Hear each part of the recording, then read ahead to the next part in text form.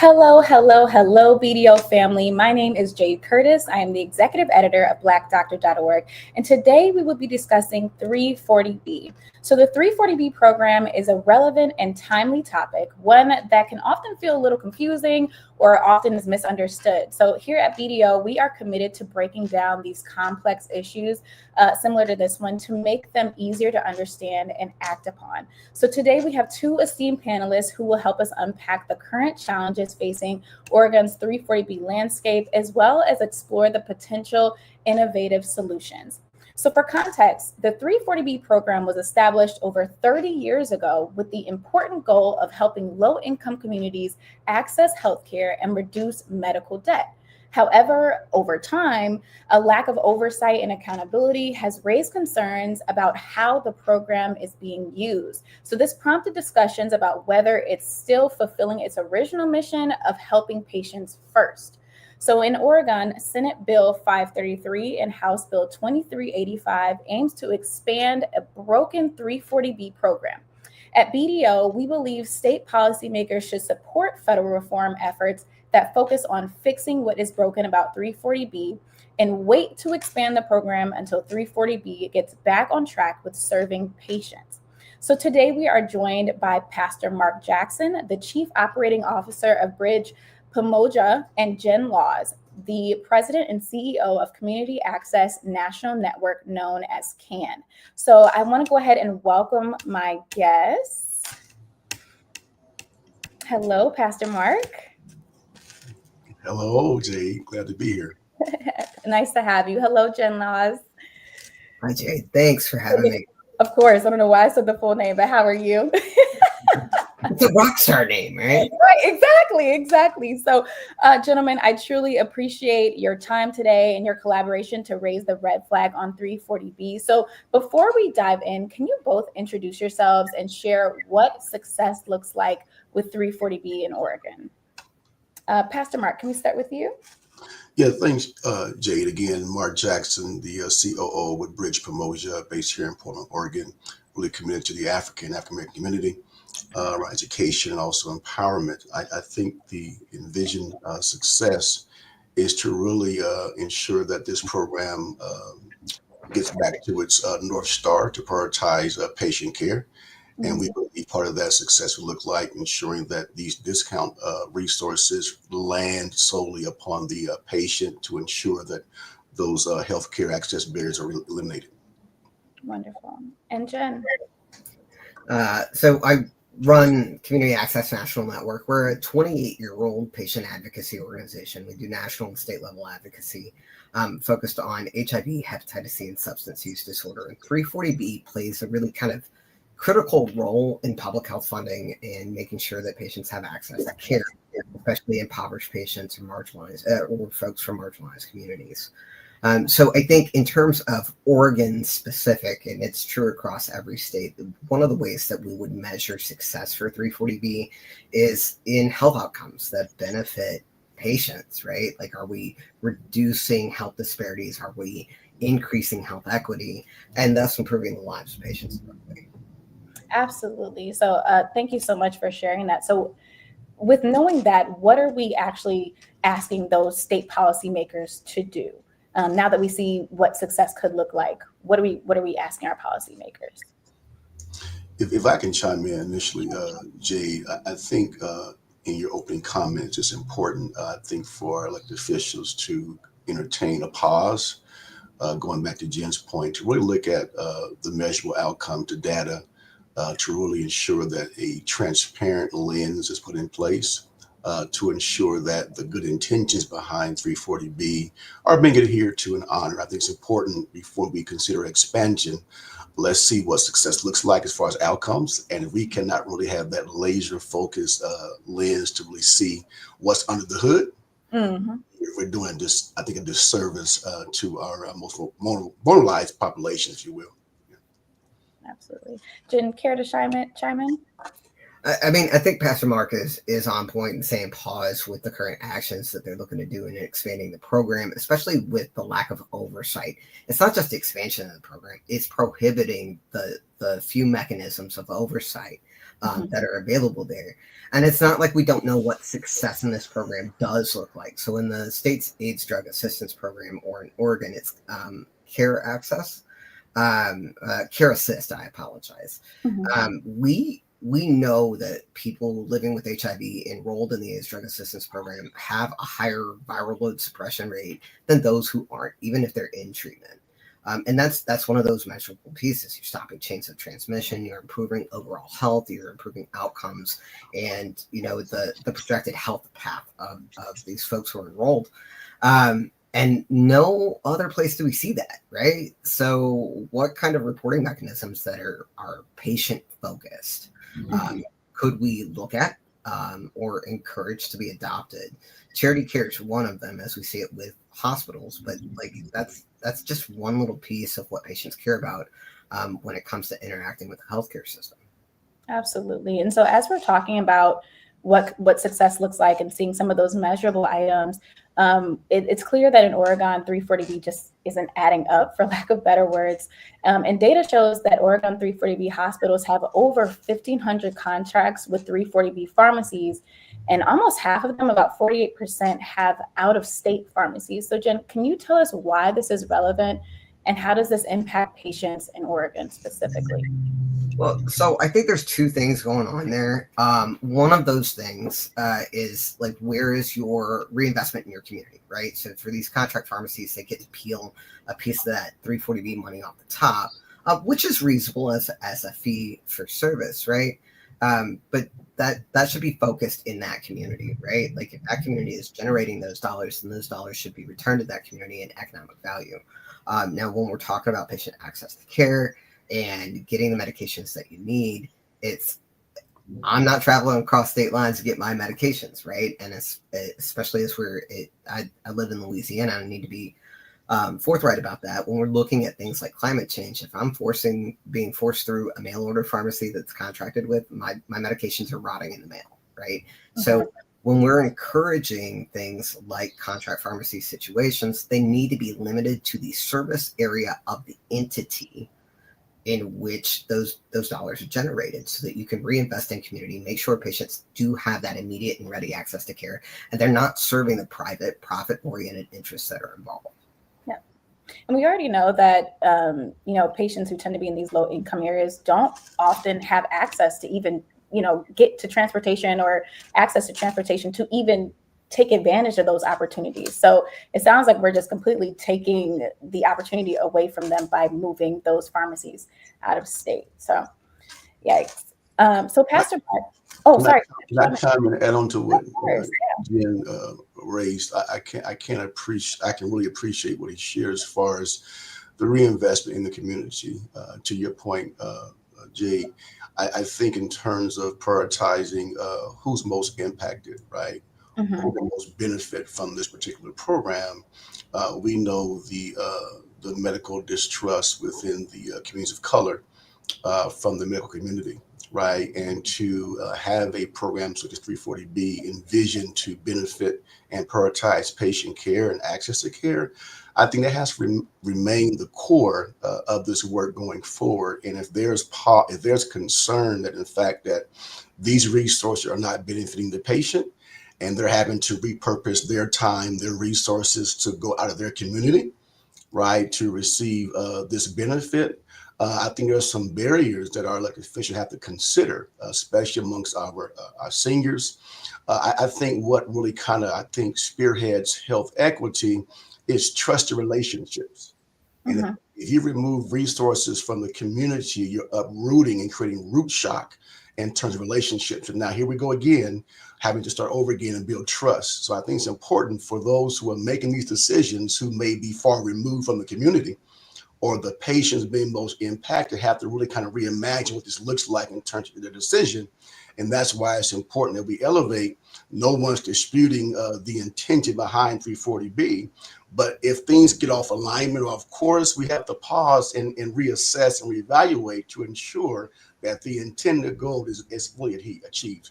Well, kind of bouncing off of that, and that's where that reporting requirement becomes really important. But I think I'd really like to point out that in some other states where we see independent pharmacists, like those non-chain independent pharmacies, these family-focused areas where people have a lot of trust with that pharmacy, we're seeing them kind of close down left and right, in part because of 340B expansion, right? We're seeing consolidation away from communities of need and impoverished communities, rural communities, for these large chain pharmacies to fill this space at the competitive disadvantage of independent pharmacists.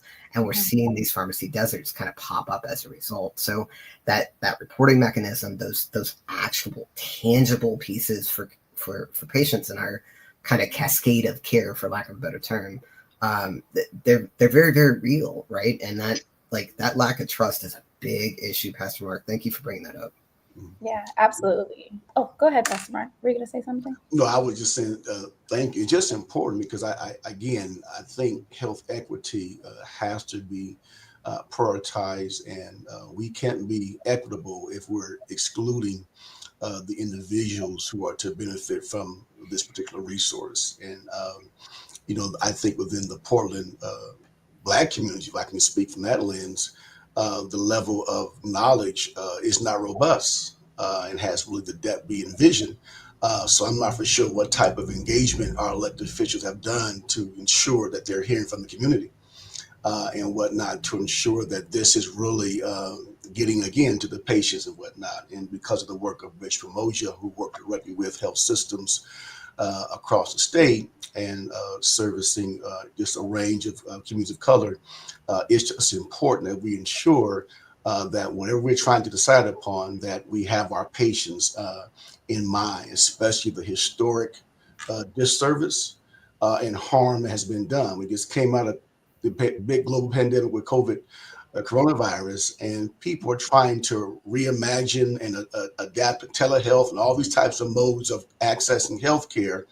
And when you have a program that can benefit them economically and also medically, I mean, that's a win-win. So we want to make sure we uphold the integrity of this plan we envision from day one. Absolutely. And I absolutely love that you mentioned COVID and in relation to the pharmacies and the trust that you have to build with pharmacies, because we even saw with our audience as we were trying to not encourage, but educate our audience about vaccines and going to get vaccines. They didn't even feel comfortable going to pharmacies outside of our community. We told them they didn't even feel comfortable. So if we're removing these pharmacies and we have these deserts, they may not even feel safe enough to go to these places. Safe may not be the right word, or just comfortable enough to even go to these places, whether they have access or not. So again, thank you for sharing that. And while we're on the topic, and you talked about some of the things that legislators should do, what are we actually asking them to do? Because we're saying that we shouldn't expand the program. So what should we be asking the legislators to do in the meantime, Pastor Mark? Well, I may have kind of touched on briefly in previous conversations, but I think there should be a pause, perhaps a work group of some sorts with key stakeholders to assess the initial ideals of this program, and to, I think Jen's point, to begin to build in the infrastructures or the joists, if you will, to ensure transparency, accountability, and oversight. Right, because we can have this great grandiose vision, but in fact, if we raise the hood, right, and we see that the oil flow is not going as we intended, we may be moving, but we're polluting the air. So I think it's important for our elected officials to become active listeners, right, from those who perhaps are most impacted by this resource in terms of healthcare access. I know there's some concern in terms of how are the pharmaceutical companies benefiting economically in terms of their bottom line. We are trying to manage what we're experiencing in the new administration coming from DC. So I think we have to take a moment and slow down and really reimagine and be honest and transparent with the outcomes and whatnot, and build those systems and what that looks like and who should be at the table to ensure that we get back on course. Absolutely. And Jen, were you going to chime in? Sure. Sorry. I'm all excited. Yeah, we all are. It's okay. So Jen, when are we actually expecting, the timing of Oregon 340B legislative decision? Excuse me. So HB 2385 is the bill in which we're seeing this move through. Now the Senate's already moved SB 533 out of committee, but we expect that to kind of be dropped as an impetus or the moving vehicle in favor of the House bill, and it moves to Senate committee. We're expecting it to be heard maybe next Tuesday because they're moving toward about the middle, closer to the end of the session. So that's a great opportunity to talk with your legislators to say, hey, maybe slow this down a little bit. Maybe look at what Minnesota did in expanding its reporting requirements associated with this. One of the things to remember, we hear a talking point from the entities involved is that the IRS already includes certain community reporting requirements, but those haven't been updated since 1969. It's been 56 years. That's not the landscape we're in right now.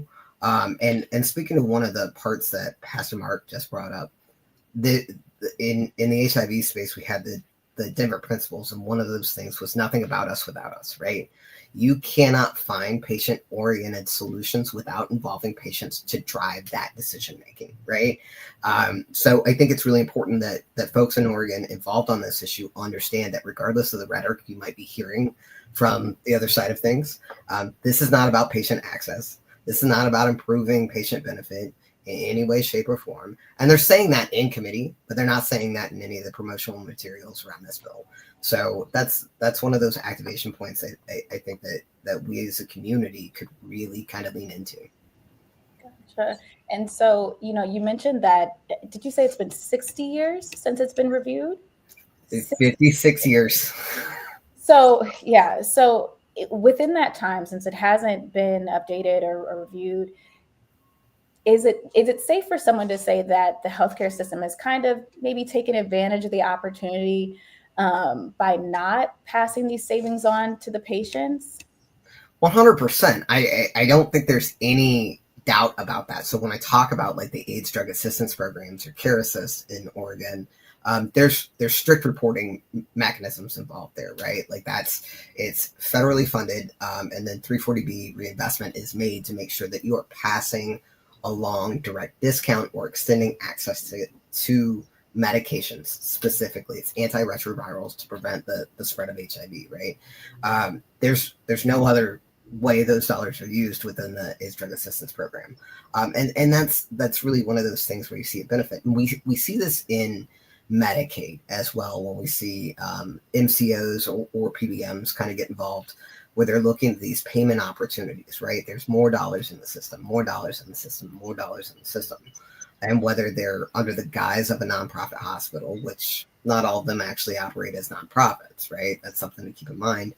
Private interests will always make sure they get their nut, for lack of a better term. They're going to get their dollars, 100%. And it doesn't matter if the intent of the program or the public nature of the program is to benefit patients. They're going to keep their interest. So making sure that patients, like tightening these reporting standards, redirecting the program back to its original intent. And a lot of folks talk about the intent language, the statutory intent language, and that's to stretch scarce federal resources to reach more eligible patients. That's the first part of that. Now, the second part that says extend more services.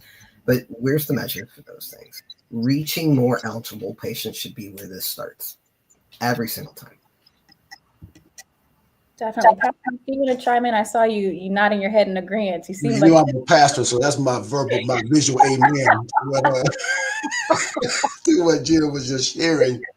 Again, we live in a capitalistic society here in America, and we understand those motivations, but we have to reconcile humanity, right? Yeah. And all that we envision to do and whatnot, because if we put profit over patient, then we lose, I think, the integrity of programming, of services, of systems, institutions, because people are at the core of what we do. And we have to prioritize this in where we are right now as a state and as a nation. People are quite concerned about their health care.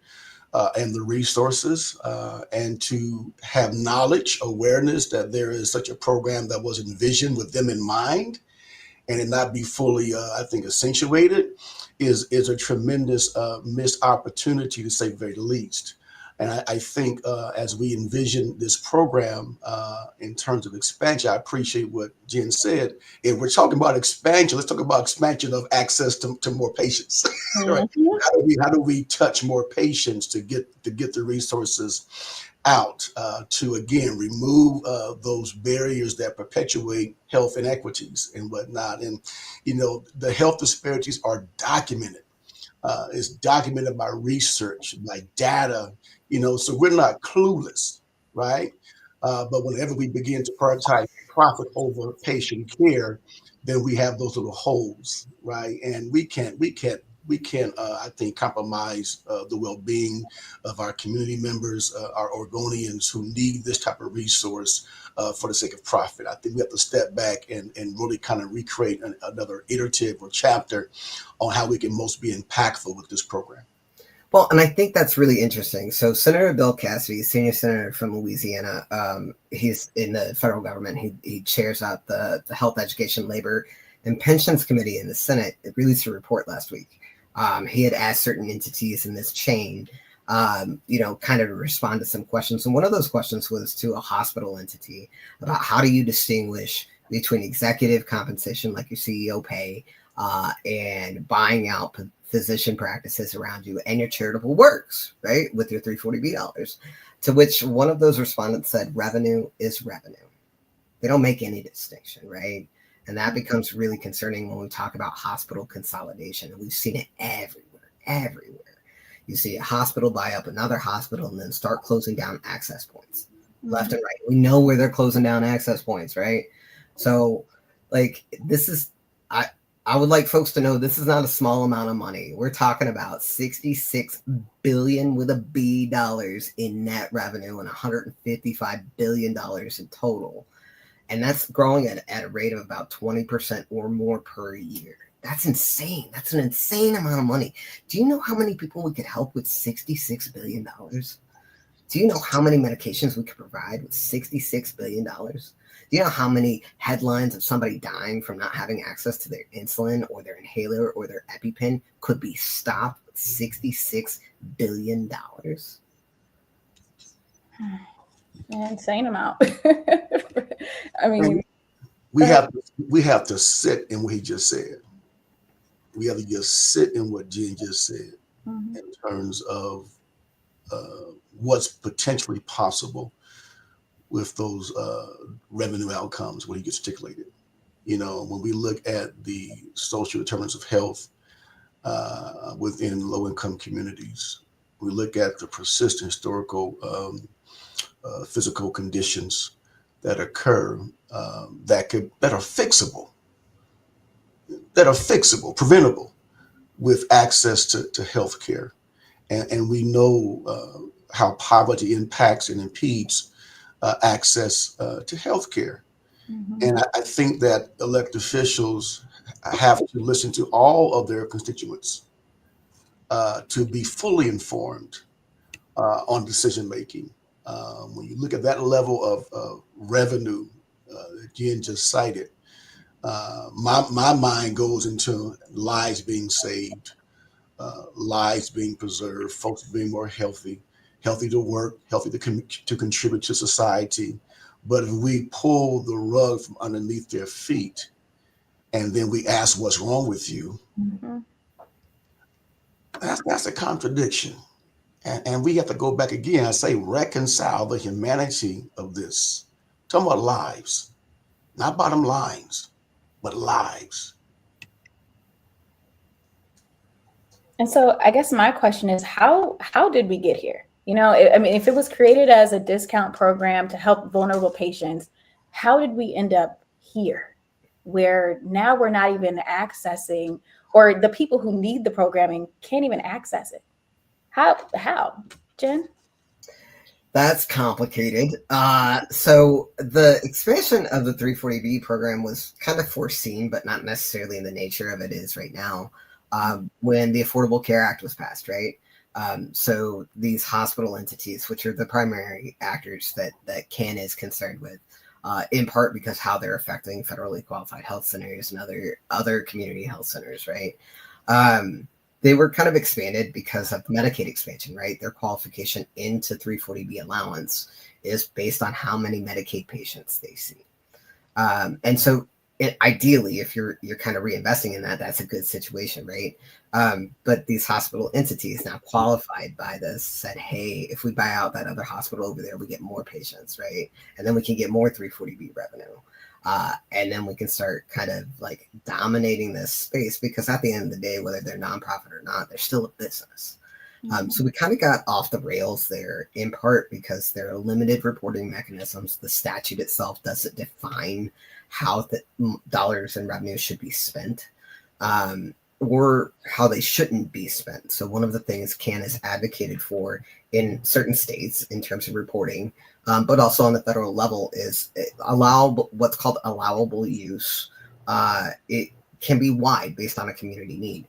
But I think we can all kind of agree on what disallowed use should be, right? Not executive compensation, not consuming the competition, not consolidating the space and access to care points, making sure that you are reinvesting in serving communities. If you're going to buy a new MRI machine, I'm fine with that, right? I don't know that you need 20 of them, but I'm fine with that.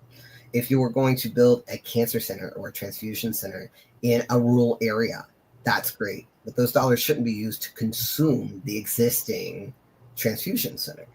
So that lack of reporting, that lack of oversight, that lack of definition is a big issue, especially as we see private equity seeing 340B's lack of oversight being a great way to wedge themselves into nonprofit hospitals. And we see that with Providence, very specifically in Oregon. They spent almost as much on one set of staffing services, in which there are 4, as they did on charity care. That's insane. They spent $44 million out of a multi-billion-dollar budget revenue source on charity care, and they spent almost $100 million on staffing services. And that's private staffing services. So you can't tell me that's an expense that shouldn't be better allocated, right? Yeah. Excellent. Well, I know you're the moderator, Jay, but I got to follow up. You can chime in whenever you feel fit. Please do. Because Jen, he's more versed in this than I am with his national reach. I'm just curious. And I know we will talk at some point about innovative approaches to this program. I'm just curious if in the statute, in the creation of this 340B, was there any conversation around these hospitals having advisory boards or councils comprised of the community to help direct and have that local level kind of build? I'm just kind of curious, was that a part of the initial conversations? That's so it is part of the conversation. So it's one of the parts where the IRS, and this isn't actually in the 340B statute, it's the IRS definition of community benefit, does include board composition. But that's just one of the ways that they can do it. The other way they can do it is by having an open access ER, which, by the way, is also mandated by Medicare. So that's where that conflict, where it's not modern. But one of the ways is to include community members, patient members on these hospital boards. And that includes a directive to not have any of the staff that are serving the hospital that are on the board kind of making business decisions, but we don't really see that happening. And that's one of the concerns that I have. We've seen some hospitals where the board chair has a private equity company, and that conflict of interest is blaring red, right? So part of how we've approached this on what was called a request for information from this gang of 6 senators last year or the year before, I think it was the year before, was to updating the IRS code, right? Making sure that it's reflective of today's environments and some of the problems that we see, that we better define community benefit, so that there's a level of accountability held from the folks who are best equipped to do those kind of audits, right? I appreciate that, because Jay, I just going back again, what should our legislators need to know or hear? Mm-hmm. And I know coming out of the pandemic, a lot of the health systems here in Oregon were trying to beef up community engagement. Mhm. Right. We know that with Bridge from Moja, we were quite effective with the Oregon Health Authority and the governor's office during the pandemic, to where, to your earlier comment, Jay, about vaccination access, those sorts of things, how they have these whole big, massive vaccination sites that our folks weren't going to. That was just too scary for us to go to these big old large facilities to have folks we don't know put something in our arm, right? So when clergy got engaged in partnership with our health systems, let's repurpose the venue to into the community, right? Then numbers began to increase as far as people of color being vaccinated and what have you. In fact, to where our Oregon Authority cited our work as a lead contributing factor, to where I think at the time last year, Oregon had the highest vaccination rate amongst Black citizens in the nation. And they directly attribute that to our work here locally and whatnot, because the community got engaged in partnership with the health system to change the narrative. Right. So when we hear this IRS statute and whatnot, and really defining community benefit, these health systems are trying to diversify their boards, create strategies to be engaged in the community to save lives. Right. And this right here is just another, I think, opportunity to beef up those collaborative efforts, center community voice to ensure community benefit, right? To follow the money. Just like we had those dashboards and how many folk were, had the virus in this county, that county, is no different economically. Let's just be real. Well, and Pastor Mark, I think you're on to something there, and I hadn't even thought about it. So I appreciate you inspiring somebody, cheering me on later. I'm going to have to credit you for it. I think state legislators could look at better, tighter requirements for their hospitals, not just in reporting, but in the composition of their boards and who's driving the decisions there, right? Yes, you should have some business influence, but if you're there to serve the community should be making the vast majority of that decision with advisory from business, right? Totally agree. Completely agree. You guys jumped ahead. I was going to ask you another question about solutions, but you guys already handed them out. I think that's amazing. And so I guess, I know we talked about what success could look like, but I kind of want to dive into the future a little bit and talk about, what should 340B look like in the future? Should we start seeing success? What does the future of 340B look like? Either one of you. This is for both of you this time. I think a truly successful 340B program, we've kind of talked about that, right? Like there's measurable outcomes. There's a piece where community knows what this program is, instead of having to take somebody who's been doing this for 30 years or work in the back end of the legislator to be able to understand it, right? So kind of simplifying. I think there are ways to simplify things, but I also think there's ways to just kind of constrain some of the, what we call it, margin motivation versus mission motivation that we might see involved in this program. So we've looked at a variety of solutions on the federal level, and part of what I really like, this is hard, right? Federal, if anybody paying attention to what's going on the Hill, it ain't a lot of anything other than a mess, right? But I do think that there's some effort. I expect that we're going to see some federal reform come through, including a prohibition of something called spread pricing, where an entity kind of marks up the cost of a Medicaid drug and then tries to pass it through as a 340B claim, kind of taking some of those dollars out of the Medicaid system. So we expect to see some kind of reform on that.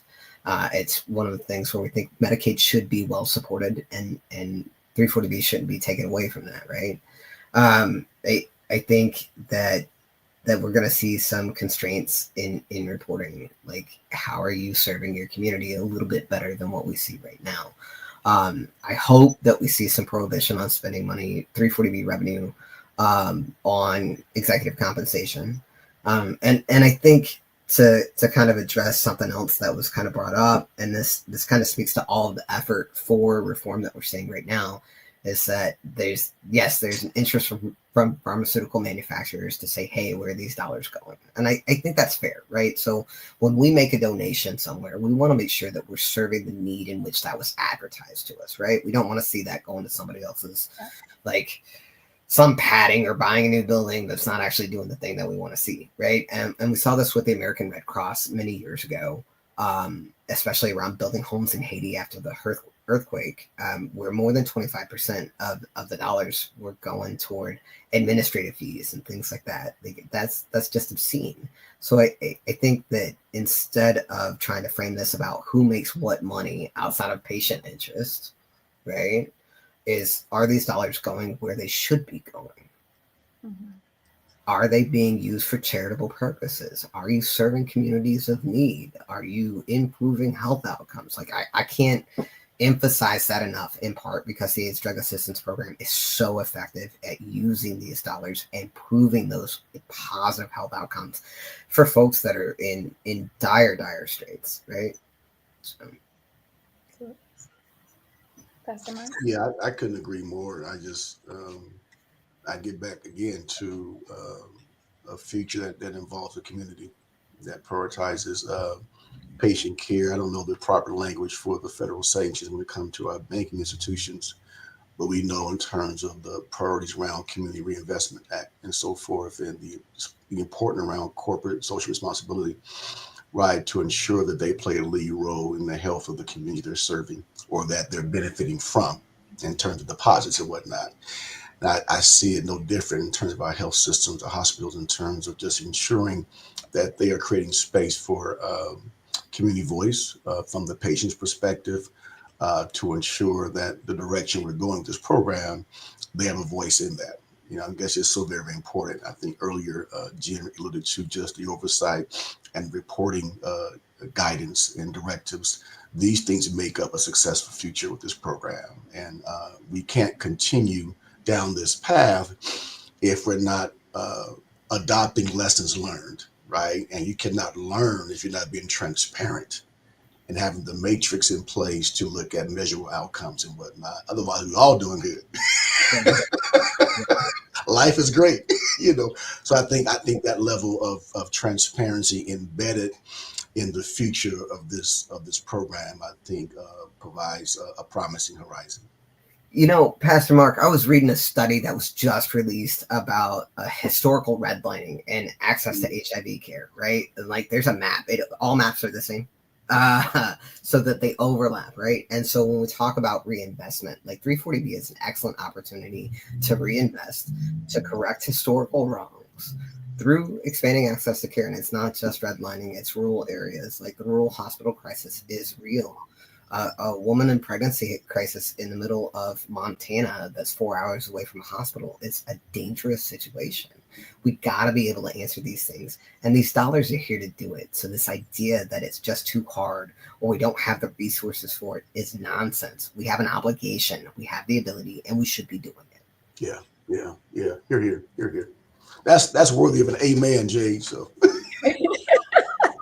Thank you, sir. Thank you, Mark. I already went this week, okay?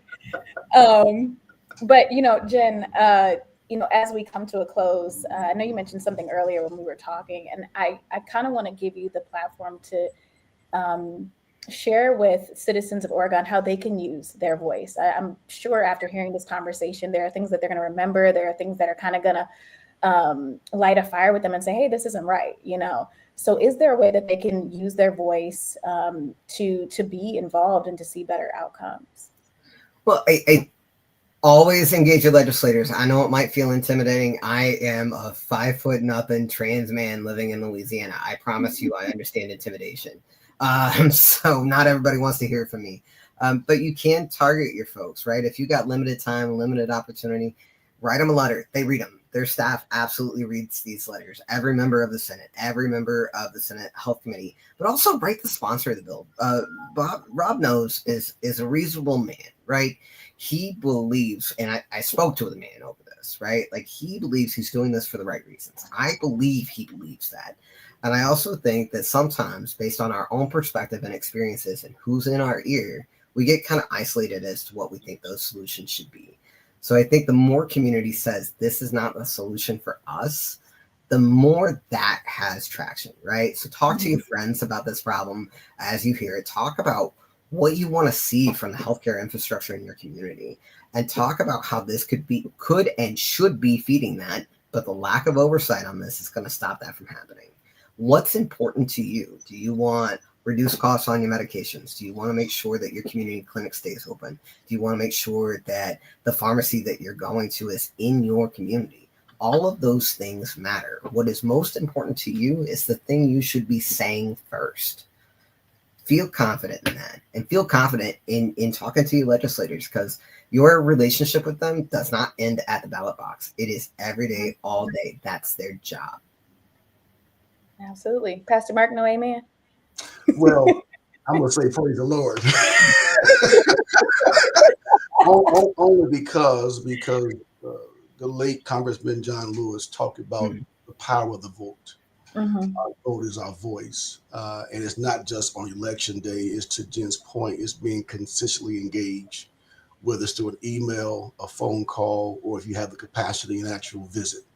And I believe our elected officials and their staff are very open to hearing from their constituents, from the community. So never minimize your voice or your perspective. It does carry weight. And I just want to just underscore the importance of just staying intentionally engaged, because at the end of the day, if you don't advocate for yourself and for your family and for your community, who will? Who will? Yeah. Own your success, own your story. Absolutely. All right. Well, unfortunately, we are running low on time, but I want to say thank you so much to our panelists. This has been an incredible discussion. You guys have shared so much insight and so much information and made it easy to understand. And I think that's what matters the most. And thank you to our audience for joining us today. I really hope that you got something out of this conversation. And as they mentioned, use your voice. It doesn't end at the ballot box. You can speak to your legislators at any time of day, anytime you want. There are websites you can log into. There are numbers that you can call. But be a participant, be active. And so again, I want to say thank you all so much for joining us, and BDO family, we look forward to seeing you soon. Bye.